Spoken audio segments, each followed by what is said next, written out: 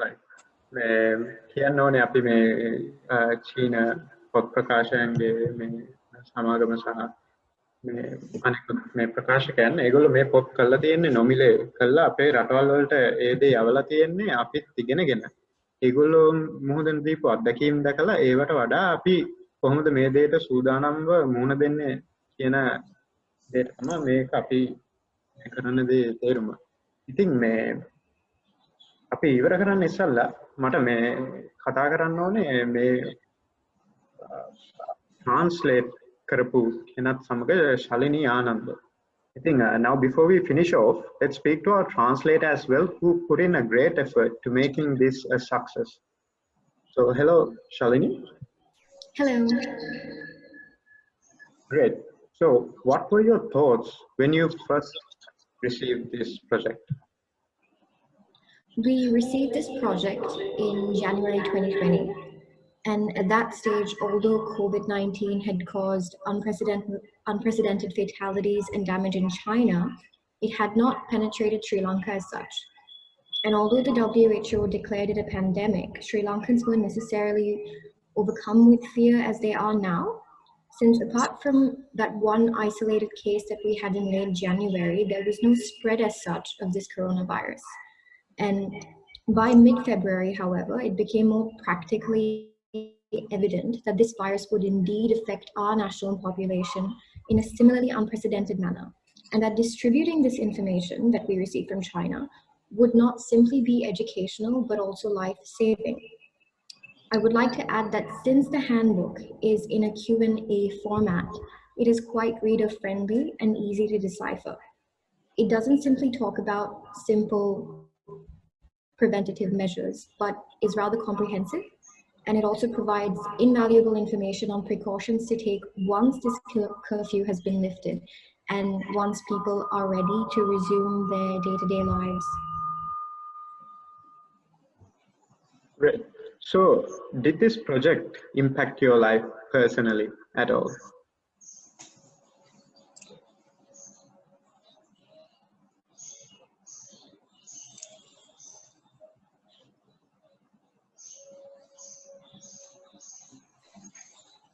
I would say that it has.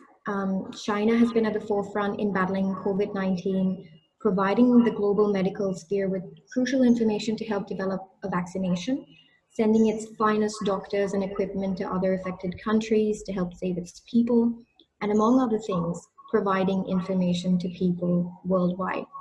And I'm honored to have been part of the latter. This project ensures that people have the right information, because as we all know, prevention is better than cure, and knowledge is power, especially now. I would also like to take this opportunity to thank those involved in writing and editing these books in China, and for donating this book to the international community. Great. Now I also understand that you want to read a small part of the book that you did. Yes. In my humble opinion, in comparison to our Western counterparts, we do not prioritize the importance of our mental and emotional well-being during and in relation to this pandemic, in terms of the fear and anxiety that it causes, among other things. Therefore, I'd like to read a very brief extract from the handbook in this regard.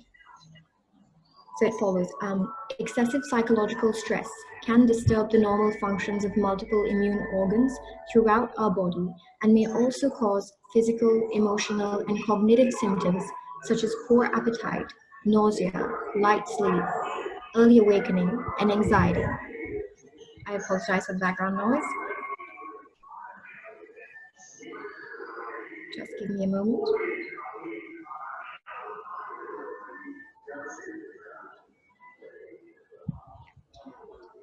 Do not suppress your negative emotions. You can choose a family member or a friend you trust to share your thoughts and feelings, or you can preoccupy yourself by doing something you like.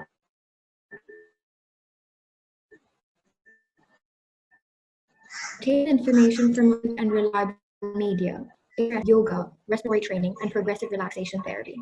And that's the end of the extract. I hope that it proves useful. That is true. I think that's something that you said as well as Dr. Ratnayaka said, of having a positive mind at this point, and then concentrating on your mind and health as well. So just before we finish off, I also want to read out a small extract. One part of this book, one chapter actually talks about how other countries have helped them, and they have written something about Sri Lanka. Actually, one massive section on Sri Lanka. But I want to get a really small part and read it out. ශ්‍රී ලංකාවේ තේ නිෂ්පාදනය ලෝකයේ ඉහළම තැනකට පත්ව ඇති අතර එහි නිමවුමෙන් 90%කට වඩා අපනයනය කෙරේ. 2019 අප්‍රේල් මාසයේ ත්‍රස්ත ප්‍රහාරයෙන් පසු සංචාරක කර්මාන්තයේ පසුබෑමත් සමග ශ්‍රී ලාංකිකයන්ට විශ්වාස තැබිය හැකි කෘෂි කාර්මික නිෂ්පාදන කිහිපයෙන් එකක් තේ බවට පත් විය. ශ්‍රී ලංකාව කුඩා වන අතර චීනයට ආධාර කිරීමට අවශ්‍ය තරම් සම්පත් එහි නොමැති බව ජනාධිපති ගෝඨාභය මහතා පැවසිය. රජය විසින් කරන ලද අධ්‍යයනයන් කිහිපයකින් පසුව මිලදී ගැනීම සහ පරිත්‍යාගය වෙනුවෙන් චීන මිතුරන්ට ශ්‍රී ලංකාවේ තේ කට්ටල පරිත්‍යාග කිරීමට තීරණය කළ බව ඔහු පැවසීය. අවංකකම වඩාත් වටී. මේ සැතපුම් දහස් ගණනක් ඈතින් පැමිණි විශිෂ්ට ත්‍යාගයකි. වඩාත්ම හඳුනාගත හැකි ශ්‍රී ලංකාවේ විශේෂත්වය වන්නේ ශ්‍රී ලංකාවේ මිලියන 20ක ජනතාවගේ ගැඹුරු සෙනෙහසයි. ඉතින් මේකේ මේ නිමාවටත් එනවත් එක්කම මම මේ ස්තුති කරන්න කැමති මිස්ටර් කුලතුංග, එහෙම ડોક્ટર රත්නායක, ශාලිනී ආනන්ද සහ අපිට වීඩියෝ ක්ලිප්ස් වලින් චීනයෙන් සහභාගී වුණ හැමෝටමත් එක්ක මම හිතන්නේ කුලතුංග මහත්මයා අපිට තව විනාඩි කිහිපයක් තියෙනවා ඕනනම් Q&A සෙෂන් එකකට නේද? හොඳයි, අපි ප්‍රශ්න කිහිපයකට අවස්ථාව ලබා දීම වැදගත්. කාට හරි ප්‍රශ්න අපි දැන් ඔයගොල්ලන්ගේ මයික්‍රොෆෝනය දාලා ඕනනම් කතා කරන්න පුළුවන්කමක් තියෙනවා.